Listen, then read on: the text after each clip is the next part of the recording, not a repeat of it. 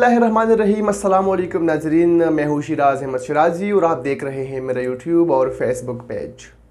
नाज़रीन, आज बात करेंगे मौजूदा सूरत हाल के हवाले से, और सूरत हाल इंतहाई गंभीर है। और तहरीक अदम एतमाद पेश होने के बाद जब असम्बली का इजलास बुलाया गया, इजलास में ये फैसला होना था कि वोटिंग होगी तहरीक अदम एतमाद पर, और उस वोटिंग में खान साहब ने और डिप्टी स्पीकर कासिम सूरी ने इंतहाई बड़ा सरप्राइज़ दिया अपोजिशन को। सरप्राइज़ क्या था? सरप्राइज़ सबके सामने है। आर्टिकल 5 के तहत जो है रोलिंग दी गई, और फवाद चौधरी जो कि वज़ारत कानून के मनसब पर फाइज थे, उसके बाद जब उन्होंने सब कुछ कह दिया तो उसके बाद कासिम सूरी ने कहा कि चूँकि तहरीक अदम एतमाद तो आइन का हिस्सा है ही, आइन में है कि आप तहरीक अदम एतमाद ला सकते हैं, लेकिन इस तहरीक में जो है बैरूनी साजिशों का, बैरूनी क़ुव्वतों का हाथ है, तो इसीलिए जो इजलास से जी मार्च 2023 तक जो है मुलतवी किया जाता है और तहरीक अदम एतमाद को मुस्तरद किया जाता है। जिसके बाद खान साहब ने जो है खिताब किया और असम्बली तहलील करने का कहा, जिस पर सदर पाकिस्तान ने जो है असम्बली तहलील कर दी और अब दोबारा इलेक्शन होंगे। लेकिन एन उसी मौका पर पाकिस्तान पीपल्स पार्टी ने जो है नीर बुखारी, जो कि पाकिस्तान पीपल्स पार्टी के सीनियर रहनुमा है, साबिक सेनेटर भी है, उन्होंने सुप्रीम कोर्ट में दरख्वास्त दायर की और दरख्वास्त में ये कहा गया कि ये रूलिंग जो है ये आइन के ख़िलाफ़ है और खान साहब ने आइन से गद्दारी की है और आर्टिकल 6 जो है वो इस पर लागू होता है। 2 दिन से सुप्रीम कोर्ट में जो है केस पेंडिंग रहा। हमने भी जो है भाग दौड़ की, हमने भी हर खबर जो है आप तक पहुंचाई। सुप्रीम कोर्ट के जो राहदारी है वहाँ से भी हमने तमाम जो खबरें हैं वो आप तक पहुंचाई कि क्या क्या हो रहा है, कौन कौन वहाँ पर आ रहा है, किसने क्या कहा, किसने क्या किया। अब आज एक मरतबा फिर से इजलास बुलाया गया। इजलास में ये भी कहा गया कि सुप्रीम कोर्ट जो है वो कौमी असम्बली की कार्रवाई में जो है दखल अंदाजी नहीं कर सकता, और इजलास जो है वो एक मरतबा फिर से कल 11:30 बजे तक मुलतवी कर दिया गया है। अब यहाँ पर सबसे जो अहम पॉइंट है वो ये है कि निगरान वज़ीर आज़म का क्या होगा। निगरान वज़ीर आज़म के लिए भी जो है वो नाम सामने आ रहे हैं, और सदर पाकिस्तान ने जो है प्राइम मिनिस्टर इमरान खान के नाम और अपोजिशन लीडर शहबाज शरीफ के नाम ख़त लिखा, और उसमें ये कहा गया कि आप जो है वो आप नाम दे दें उसके लिए निगरान वज़ीर आज़म के लिए। निगरान वज़ीर आज़म के लिए ख़त लिख दिया सदर पाकिस्तान ने शहबाज शरीफ के नाम और साथ ही साथ प्राइम मिनिस्टर के नाम। प्राइम मिनिस्टर ने तो जो है ख़त का जवाब दे दिया और साबिक़ चीफ जस्टिस को जो है निगरान वज़ीर आज़म के लिए जो है नामज़द कर दिया। लेकिन अपोजिशन की जानिब से प्रेस कॉन्फ्रेंस की गई और ये कहा गया कि हम इसका हिस्सा नहीं रहेंगे। अब कानूनी चाराजोई को अगर देखें तो कानून क्या कहता है, किस तरह बनेगा।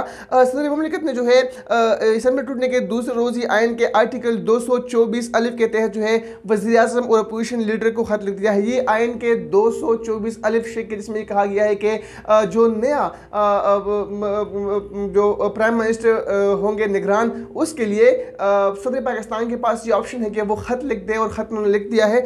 इसके बाद जो है दो नाम जो है वो सामने आएंगे। उस पर कौमी असम्बली को दो नाम भिजवाए जाएंगे, प्राइम मिनिस्टर की जानिब से भी और अपोजिशन की जानिब से भी। लेकिन चूंकि अपोजिशन ने साफ इनकार कर दिया है, तो इसके बाद जो है दो नाम जो है वो कौमी असम्बली या सेनेट दोनों के हुकूमत और अपोजिशन के 8 अरकान पर मुश्तमिल कमेटी को अरसाल करेंगे, जिसमें जो है हुकूमत और अपोजिशन की नुमाइंदगी बराबर होगी। और आइन में पार्लिमानी कमेटी के बजाय सिर्फ कमेटी का लफ्ज़ इसलिए इस्तेमाल किया गया है कि अगर कौमी असम्बली न रहे तो सेनेट के 8 अरकान पर मुश्तमिल कमेटी भी बन सकेगी।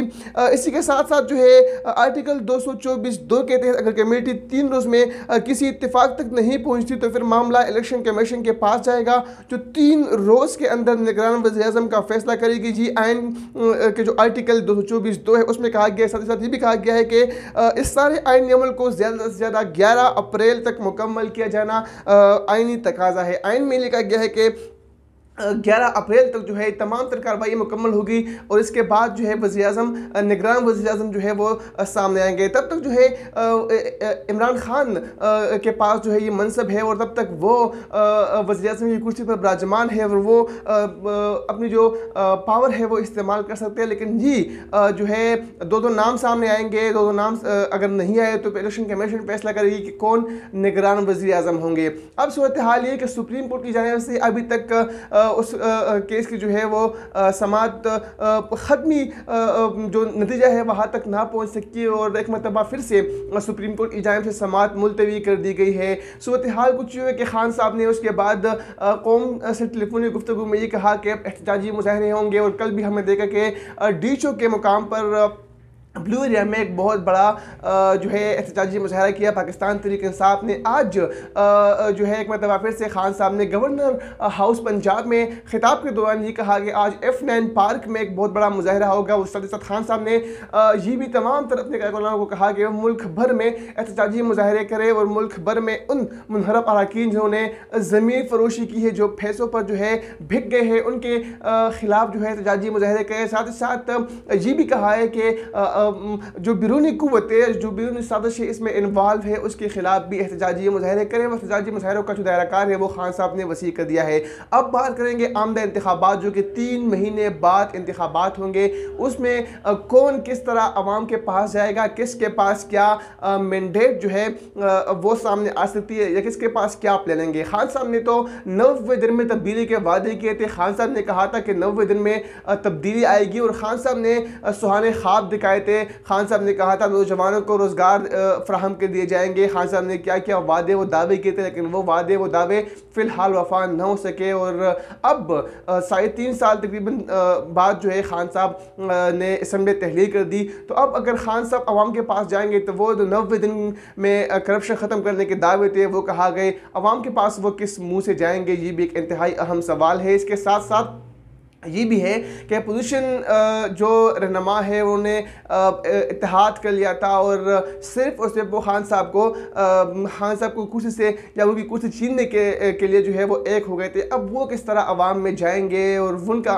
मंशूर जो है वो क्या होगा, ये भी यहाँ पर जो है इंतहाई अहम पॉइंट है कि किसके पास क्या मंशूर होगा। आया ये तमाम जिस तरह पिछले हुकूमत में पिछले इंतखाबात में हमने देखा कि जमात इस्लामी और जमात उलमा इस्लाम ने इत्तेहाद किया था, MMA मुत्तहिदा अमल की शक्ल में जो है एक प्लेटफार्म वजूद में आया था। क्या जो मुश्तरका अपोजिशन है वो भी जो आमदा इंतखाबात है वो इस तरह मुश्तरका तौर पर लड़ेंगे, या फिर जो है वो अलग अलग होंगे। अगर अलग अलग होते हैं तो फिर क्या वही घसीटने के या सड़कों पर लाने के या सड़कों पर एक दूसरे को घसीटने के दावे वादे दोबारा होंगे, ये भी एक इंतहाई अहम सवाल है। इसी के साथ साथ ये भी एक पॉइंट रेस हो रहा है कि स्पीकर को असम्बली ने जो है तहरीक एतमाद पर वोटिंग के दिन क्यों वो असम्बली में पेश न हुए, क्यों असम्बली में न आए। तो हमारे ज़राए के मुताबिक वो जो है इस बात के ख़िलाफ़ थे कि आर्टिकल 5 जो है वो लागू हो, तहरीक एतमाद को मुस्तरद करे। तो इसीलिए कासिम सूरी को जो है असम्बली हाल भेजा गया, उन्होंने इजलास मुलतवी कर दिया। जो मौजूदा सूरत हाल है उस पर